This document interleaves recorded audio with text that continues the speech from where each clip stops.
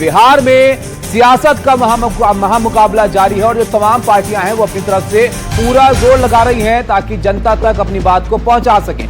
आज बिहार में फिर से अमित शाह की रैली होनी है। मुंगेर, खगड़िया, नालंदा में वो जनसभा करेंगे और विरोधियों पर आज भी वो तीखा प्रहार कर सकते हैं। इससे पहले कल भी प्रधानमंत्री ने जमकर हमला बोला था महागठबंधन पर और विपक्षी पार्टियों पर, और आज अमित शाह यहां पर होंगे और 3 जगह पर उनकी सभाएं और रैलियां होंगी, जिसमें आप देखिए किन मुद्दों का वो जिक्र करते हैं यहां पर देखना होगा। लेकिन तमाम पार्टियां अब लोगों के बीच जा रही हैं और पूरा जोर अपनी तरफ से लगा रही हैं। आपको बता दें, इससे पहले कल गृह मंत्री अमित शाह ने बिहार के बक्सर में जनसभा को संबोधित किया और वहां से शहाबुद्दीन का जिक्र करते हुए उनके बेटे पर भी तीखा प्रहार किया। क्या कुछ उन्होंने कहा था वहां पर, वो आपको दिखाते हैं। लालू जी ने सिवान में शहाबुद्दीन के बेटे ओसामा को टिकट दिया है। लालू जी, क्या बिहार की जनता को आप डराना चाहते हो? क्या मतलब है शहाबुद्दीन के बेटे को टिकट देने का, जिस शहाबुद्दीन ने 75 जघन्य हत्याओं में लहूलुहान किया सिवान की भूमि को? वो शहाबुद्दीन को वो टिकट देकर डराना चाहते हैं। लालू जी, आप बक्सर वालों को नहीं जानते, ये तो वीर बाबू कुंवर सिंह वाले हैं, वो किसी से नहीं डरते। कि ये जो महागठबंधन है वो जंगल राज की ओर जा रहा है, बिहार को जंगल राज की ओर ले जाना चाहता है। हमारे 2 सहयोगी हमारे साथ जुड़ेंगे, मनोज भारती और शिवम कुमार पटना से हमारे साथ जुड़ रहे हैं। शिवम, गृहमंत्री कल निशाना साधा था, उन्होंने शहाबुद्दीन के बेटे को टिकट देने के मामले पर आज 3 जगह पर सभाएं होनी है। जरा इन जगहों के महत्व को भी बताइए आप, और किस तरह की तैयारियां आज दिख रही हैं गृहमंत्री के इन सभाओं को लेकर। जी, मैं आपको बता दूं कि मुंगेर, जहां से मुंगेर लोकसभा क्षेत्र के तारापुर विधानसभा से बिहार के उप मुख्यमंत्री सम्राट चौधरी विधानसभा का चुनाव लड़ रहे हैं, तो उनके पक्ष में आज गृह मंत्री अमित शाह जो है वो जनसभा को संबोधित करेंगे। साथ ही साथ मुख्यमंत्री नीतीश कुमार के गृह जिला नालंदा में भी आज अमित शाह एक जनसभा को संबोधित करने जा रहे हैं। उसके साथ ही खगड़िया में भी आज एक जनसभा को अमित शाह संबोधित करेंगे। और जिस तरह से कल बक्सर से उन्होंने महागठबंधन के साथ साथ शहाबुद्दीन और उनके बेटे पर हमला बोला था, तो आज भी यह उम्मीद है कि वो महागठबंधन पर प्रहार करेंगे और खुलकर, क्योंकि जिस तरह से महागठबंधन 11 सीटों पर फ्रेंडली फाइट कर रही है, उसका भी जिक्र जो है वो आज केंद्रीय गृह मंत्री अमित शाह कर सकते हैं। जी बिल्कुल। तो 3 जगहों पर सभाएं होंगी। अब देखिए किन मुद्दों को यहाँ पर गृहमंत्री उठाते हैं। मनोज भारती भी हमारे साथ जुड़े हैं, हमारे सहयोगी बाबा। लेकिन ये एक जंगल राज एक ऐसा शब्द है जो आरजेडी के सामने आता रहता है बार बार, और यहाँ पर भी गृहमंत्री ने कल इसको लेकर तीखा हमला उन पर किया और शहाबुद्दीन का जिक्र करते हुए उनके बेटे को लेकर सवाल जो यहाँ पर खड़े किए। क्या ये बड़ा मुद्दा है बिहार में, और इसको लेकर किस तरह की सियासत हो रही है वहां? देखिए, ये एक ऐसा वर्ड है जो कि आरजेडी के साथ चिपक गया है, लेकिन बहुत सारे लोगों का ये भी मानना है कि इसको बीते हुए बहुत दिन हो गए हैं और एक पूरी पीढ़ी जो है वो बड़ी हो गई है, जिसकी उम्र जो है 18 से 25 साल के बीच में है। शायद उन्होंने केवल ये वर्ड सुना होगा, एक्सपीरियंस कुछ नहीं किया होगा। तो ये जो आरजेडी जो है या महागठबंधन जो है वो इस युवा पीढ़ी को टैप करने की कोशिश कर रही है। हाँ, जो 40 साल से ऊपर के लोग हैं उनके लिए ज़रूर ये वर्ड जो है मायने रखता होगा। लेकिन यदि आप सिवान जाते हैं या यदि आप सिवान में प्रचार करते हैं तो निश्चित रूप से शहाबुद्दीन के परिवार को टारगेट करेंगे, क्योंकि शहाबुद्दीन का जो लड़का है वो इस बार आरजेडी से रघुनाथपुर से चुनाव मैदान में है। तो निश्चित रूप से ये सारी चीज़ें आने वाले दिनों में आपको चुनाव में देखने को मिलेगी। बहरहाल आज आप कह सकते हैं कि एक छठ के पहले आज सबसे बड़ा दिन है चुनाव प्रचार का। उसके बाद बिहार में अगले 3 दिनों तक चुनाव प्रचार जो है बिल्कुल बंद हो जाएगा, क्योंकि सारे बिहार में छठ पर्व की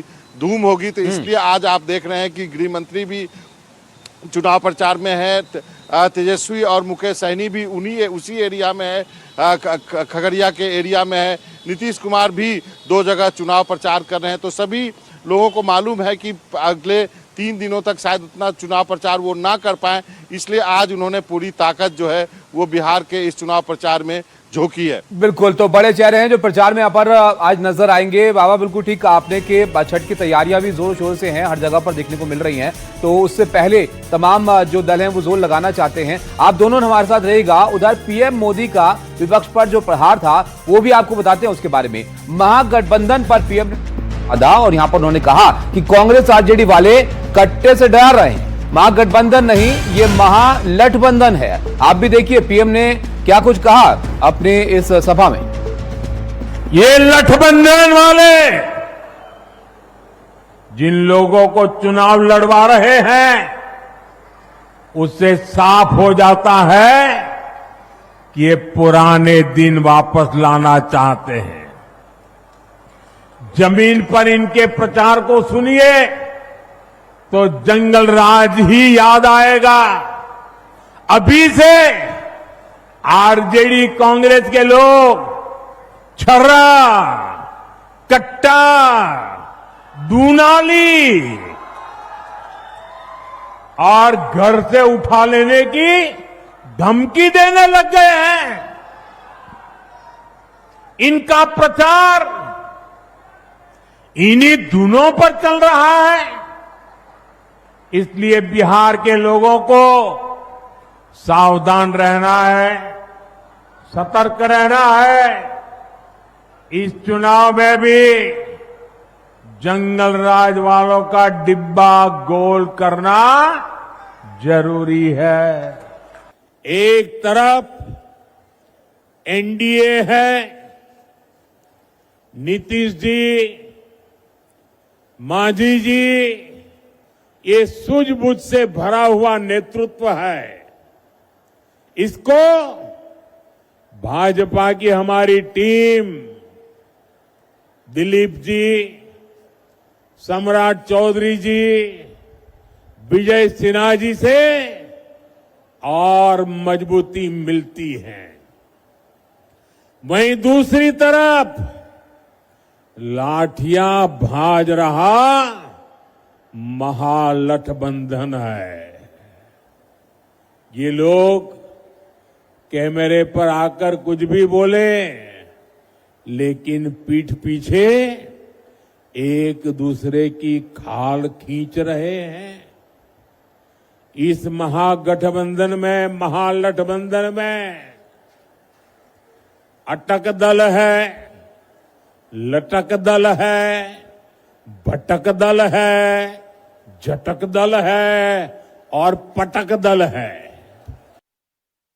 तो आपने देखा पीएम ने भी जोरदार निशाना यहां पर साधा महागठबंधन पर। आपको सीधा बिहार ही लिए चलते हैं। पटना से हमारे सहयोगी मीनाक्षी हमारे साथ जोड़ी हैं। जी मीनाक्षी।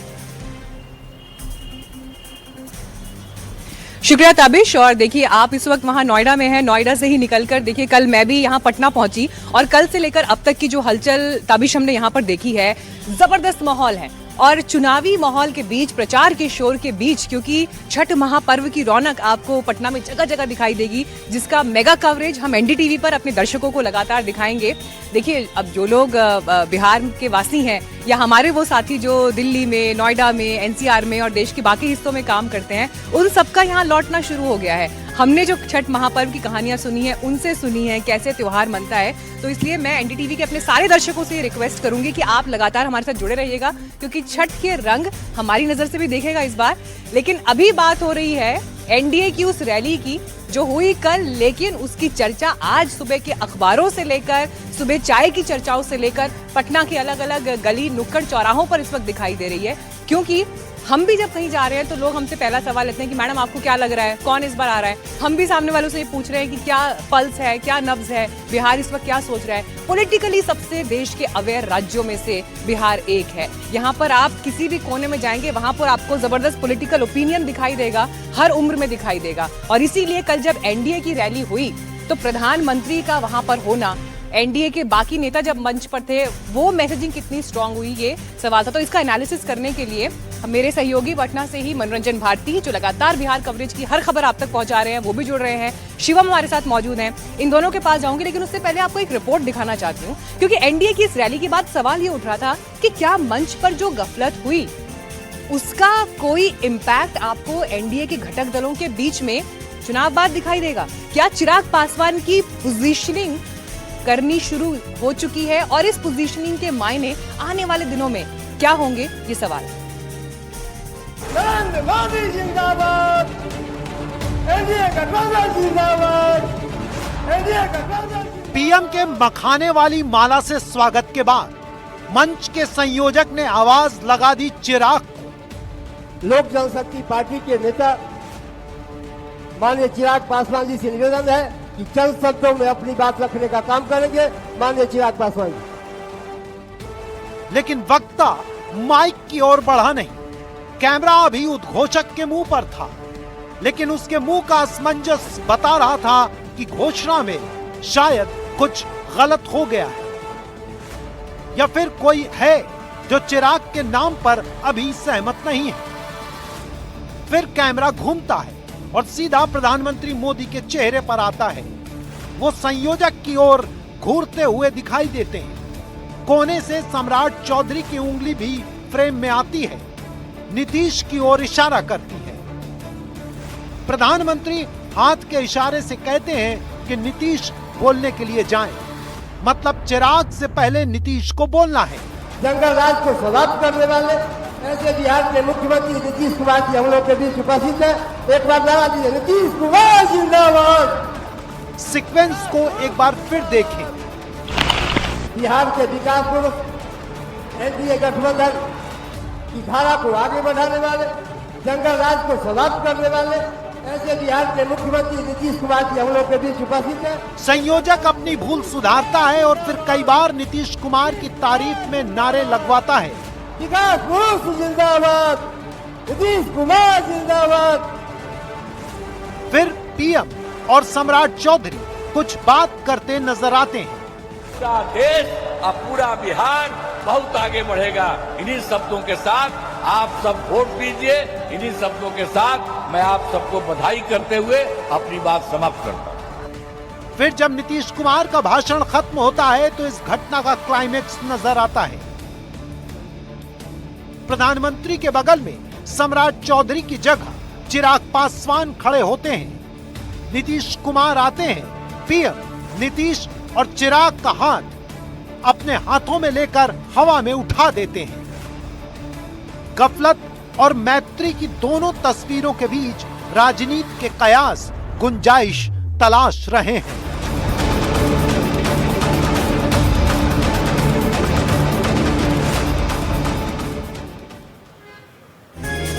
तो यहाँ पर देखिए चिराग पासवान को लेकर ये रिपोर्ट आपने देखी, लेकिन इस चुनाव के एक और ऐसे किरदार हैं जिन पर लोगों की निगाहें हैं, इसलिए कि देखिए वोट्स के मामले में या सीटों के मामले में आप क्या करिश्मा कर पाएंगे, ये सवाल है। लेकिन चुनावी मैदान में परिवार से अलग होकर काल ठोक रहे तेज प्रताप यादव अपनी राजनीतिक अस्तित्व को हासिल करने के लिए, आगे बढ़ाने के लिए जो कर रहे हैं, उन सब के बीच उन्होंने क्या कहा जब उनसे पूछा गया कि आप अकेले चुनाव लड़ रहे हैं लेकिन हो क्या जाएगा, लेकिन वो ये कह रहे हैं कि आरजेडी में वापस नहीं लौटेंगे चाहे कुछ भी हो जाए। अपने स्वाभिमान को सबसे ऊपर बता रहे हैं। हम मरना कबूल करेंगे लेकिन उस पार्टी में दोबारा नहीं जाएंगे। हमारी अपनी पार्टी है जनशक्ति जनता दल, उसी को हम आगे बढ़ाएंगे। कभी नहीं, कभी नहीं, कभी ना ना। हम पोस्ट और लोभ लालच कुर्सी के बैठने के हम लालची आदमी नहीं हैं। हमारे अंदर कोई लालच नहीं है।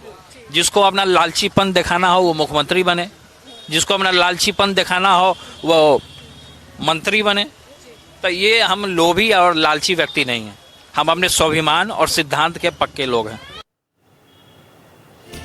और आइए अब सीधे इस वक्त चलते हैं अपने सहयोगी के पास। शिवम हमारे साथ हैं, मनोरंजन भारती हमारे पास है। शिवम, पहले आपका रुख करते हुए देखिए आज अमित शाह भी यहाँ पर मल्टीपल रैलियां करने वाले हैं। खगड़िया, मुंगेर में उनके कार्यक्रम है।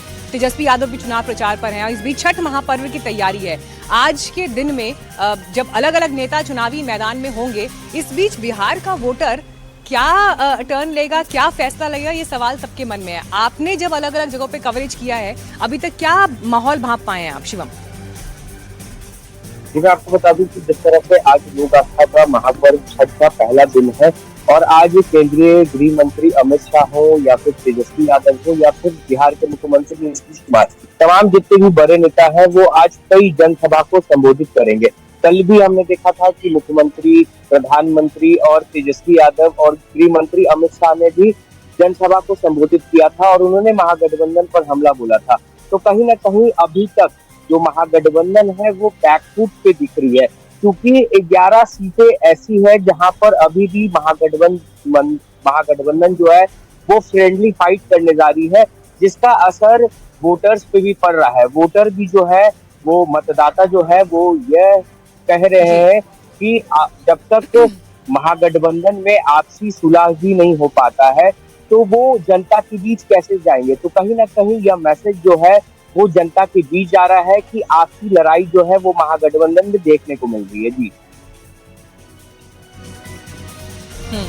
चलिए, अब चुनाव में जनता का फैसला क्या रुख लेगा ये तो आने वाले दिनों में पता चलेगा। लेकिन मनोरंजन जी, आपने तो बिहार के मल्टीपल इलेक्शंस कवर किए हैं, आप खुद यही क्षेत्र से, राज्य से आते हैं। इस चुनाव में भी लालू यादव अपने आप में एक इम्पॉर्टेंट फैक्टर इसलिए है क्योंकि उनकी लेगेसी को अब तेजस्वी यादव के रूप में औपचारिक मोहर मिली है कि आप सीएम फेस हैं। और तेज प्रताप यादव, जिनका स्टेटमेंट अभी थोड़ी देर पहले हमने दिखाया कि कुछ भी हो जाए आरजेडी में वापस नहीं लौटूंगा, तो लालू यादव दिखाई दे रहे हैं। नीतीश कुमार यहाँ पर है, रामविलास पासवान नहीं रहे, लेकिन तेजस्वी यादव, तेज प्रताप के कंधों पर लालू प्रसाद यादव की लेगेसी के आज की तारीख में वर्तमान बिहार में क्या मायने हैं? देखिए, ये चुनाव याद रखा जाएगा कई कारणों से, जिसमें एक बड़ा कारण ये है कि ये चुनाव अंतिम चुनाव आप कह सकते हैं होगा नीतीश कुमार जी का और लालू यादव जी का। लालू यादव तो उतने एक्टिव नहीं है, नीतीश कुमार तो मुख्यमंत्री हैं और दोबारा मुख्यमंत्री बनने के लिए चुनाव लड़ रहे थे। इन दोनों के लेगेसी को एक तरह से अलविदा कहेगी बिहार की जनता। और जैसा आपने कहा कि लालू यादव ने ये एस्टैब्लिश कर दिया है कि तेजस्वी यादव ही उनके उत्तराधिकारी हैं, इसलिए पूरे गठबंधन से लेकर के सीट शेयरिंग से लेकर के उसके बाद तेजस्वी ने एक नियम बनाया कि परिवार से एक ही आदमी को टिकट दिया जाएगा, चाहे वो किसी का भी परिवार हो। तो इस ढंग से वो नियम लागू किया गया है, जिसमें कि लालू परिवार से भी कई तरह की खबरें आई। तेज प्रताप को पहले ही पार्टी घर से निकाल दिया लालू यादव ने, उन्होंने अपनी एक पार्टी बना ली है। तो ये सब चीज़ें इस चुनाव में देखने को मिल रही हैं, जो कि शायद पहले हमने कभी नहीं देखा था। और सबसे बड़ी बात यह है कि जहाँ से महुआ से तेज प्रताप चुनाव लड़ रहे हैं, वहाँ से आरजेडी का भी कैंडिडेट है। तो ये इस बात का कोई कन्फ्यूजन जो है तेजस्वी यादव ने रहने नहीं दिया है। एक और चीज़ का जिक्र करूँगा, जो आपने प्रधानमंत्री की रैली की जो स्टोरी दिखाई, उसमें चिराग पासवान बोल नहीं पाए। तो आज एक अखबार ने बड़ा अच्छा लिखा है कि उनका गला खराब था, तो लोगों को मालूम चल गया कि वो दिल्ली से आए। तो बिहार के अखबार ने दिल्ली के पोल्यूशन से जोड़ करके चिराग पासवान पे एक व्यंग सा किया है कि दिल्ली में पोल्यूशन इतना है कि गला खराब हो गया, इसलिए चिराग पासवान नहीं बोल पाया। हालांकि प्रधानमंत्री के पांव छू के उन्होंने आशीर्वाद जरूर लिया है। तो ये भी एक रंग है बिहार के चुनाव में जो आपको देखने को मिल रहा है। हाँ, और बिल्कुल इसीलिए मैंने कहा, देखिए बिहार सबसे पॉलिटिकली अवेयर राज्यों में है, तो अखबारों की जो हेडलाइंस है, खासतौर पर जो स्थानीय अखबार छप रहे हैं, जो यहाँ पर हम स्थानीय मीडिया से बात कर रहे हैं, आम लोगों से बात कर रहे हैं, तो बिटवीन द लाइंस पढ़ने को बहुत कुछ मिल रहा है। एनडीटीवी पर उसको लगातार डिकोड करते रहेंगे। लेकिन जब आप नेताओं के चेहरे पढ़ रहे हैं तो वो ऑपोजिशन पर जमकर निशाना साध रहे हैं। पूर्णिया से सांसद पप्पू यादव, अभी थोड़ी देर पहले ही उनसे मुलाकात हुई जब वो यहाँ से निकले हैं, तो इस दौरान हमारे सहयोगी शिवम ने उनसे बात की। सुनिए कहाँ कह रहे हैं कि किसकी पीठ पर किसने छुरा घोंपा। जिस तरह से प्रधानमंत्री ने 2 जगह पे सभा की, उन्होंने महागठबंधन पर हमला बोला, कहा कि अभी भी 11 सीटों पर फ्रेंडली फाइट आप लोग कर रहे हैं। हमको तो समझ में नहीं आता है। उनसे ये पूछे ना, जिस गिरिराज को बगल में बैठाए थे वही तो कहा बीजेपी मुगलताए में रहे हैं। और आप जिसको डीएनए को गाली देते थे उनको बगल में आप बैठाए हो, जिनकी माँ को गाली दिए, बिहार के माँ को गाली दिए। और प्रधानमंत्री जी जिस लाइट को आप जला रहे थे 85 में, वो कंप्यूटर, वो सॉफ्टवेयर राजीव गांधी ने लाया था, अमेरिका से लड़के यहाँ निर्माण किया था। और राजीव गांधी विद्युत परियोजना तभी शुरुआत हुई थी। तो आपकी भूमिका नहीं है। एक दूसरी चीज ये जो रील्स की चर्चा आप किए थे, तो रील्स बिहार और देश और दुनिया की जनता खुद बनाना शुरू की है, किसी की कृपा पर नहीं। बीजेपी और कोई सरकार ने रील्स नहीं बनाया। और भारत में जो रील्स बनाने वाले को पैसा मिलता है भारत से नहीं, वो अमेरिका से। तो इनको तो कुछ समझ ही नहीं है, तो मैं क्या बोलूं। रील्स कहाँ बनता है, क्या झूठ फूस बोलते रहते हैं। प्रधानमंत्री जी एक चीनी का मील नहीं बचा सके आप मोतिहारी, अब क्या बचाइएगा भैया? पीएम 3 बार कह करके चीनी मिल चालू नहीं कर पाए।